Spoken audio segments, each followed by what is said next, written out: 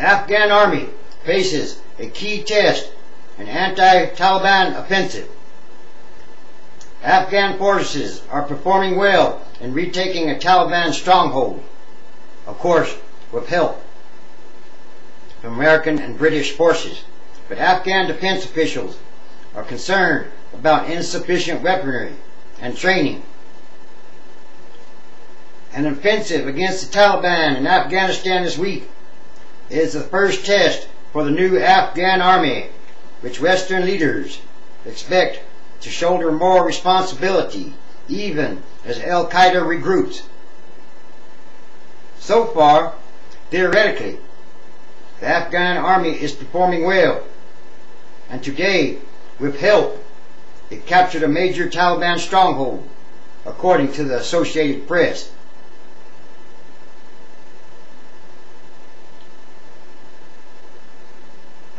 General Mohammed Zahir Azimi said that Afghan, British, and U.S. forces had completely captured Muzakwala, a town in the poppy-growing belt of northern Helmand province. He said fighting was continuing around the town. The Guardian newspaper of Britain reports that forces were preparing for a final assault.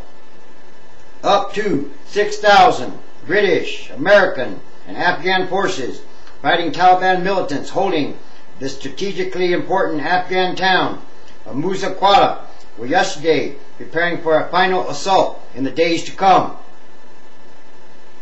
The battle, supposedly, is the first major test of the new NATO-trained Afghan Army. But without American and British forces helping them, well, you know the story. They're always have somebody there helping them. Yes, they're going to have some help. Always. I don't think they'll be able to stand on their own. Nope. That's an open-ended occupation by American troops, huh? Anyway, the Guardian adds that the offensive began last Friday. British Defense Secretary Des Brown, who was in Kabul Sunday to talk to his Afghan counterpart, said in a statement released from London that a key element in the operation was that the Afghan Army was in control. Somewhat. This is an important operation, but the most important thing about it is that Afghan forces are there.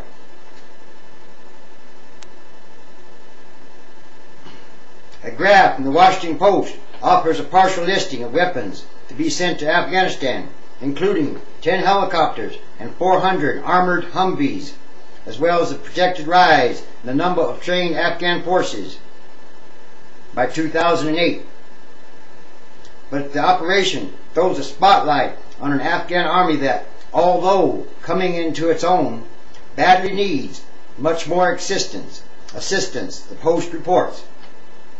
The Afghan Army, now 50,000 strong, expects to reach its target strength of 70,000 soldiers by the middle of next year, Afghan and U.S. officials say. Under the new plan, it would then begin, if all goes well, recruiting as many as 12,000 additional soldiers, for a theoretical total of 82,000, according to the Army's operations chief.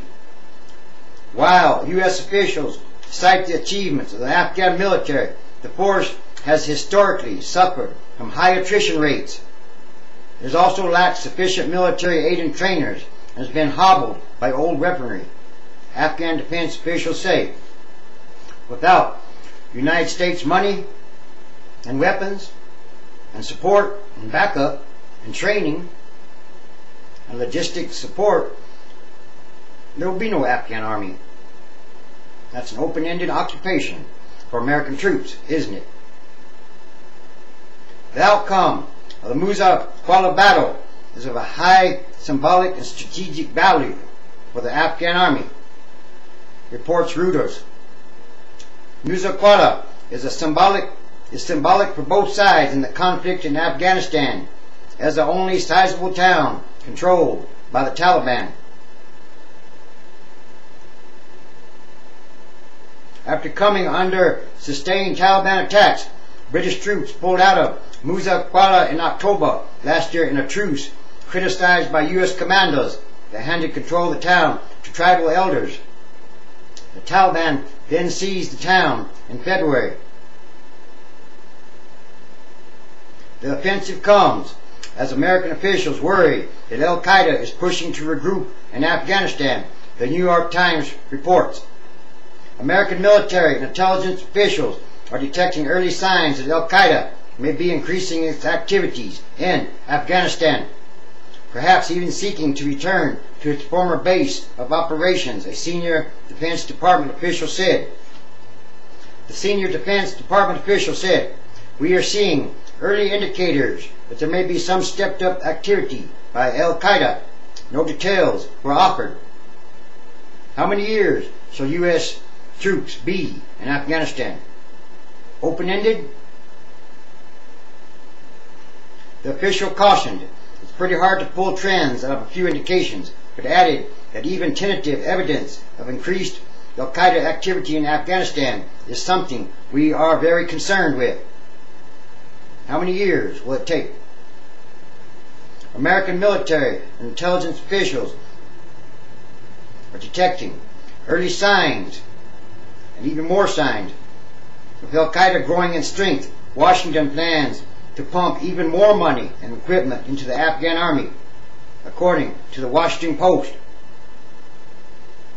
They don't remember the Soviet occupation of the 80s? They never saw that movie called The Tank? Anyway, how many years shall they be in Afghanistan?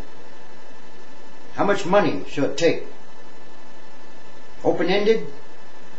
The United States and Afghanistan plan to expand the Afghan Army by up to 12,000 soldiers and accelerate shipments of tens of thousands of U.S. M16 rifles, armored Humvees, and other weaponry by the spring to counter a growing threat from Taliban insurgents and Al-Qaeda fighters, U.S. and Afghan commanders said Tuesday.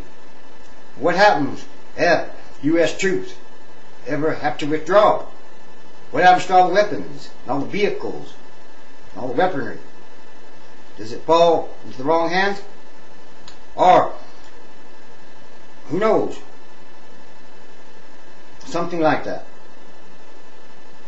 The Pentagon is working to speed the flow of even more weaponry to the Afghan forces. But as Washington scales up, Britain's presence in Afghanistan is expected to scale down, according to an analysis piece in The Guardian. Then America will have to go it alone with the Afghan Army. Theoretically, supposedly.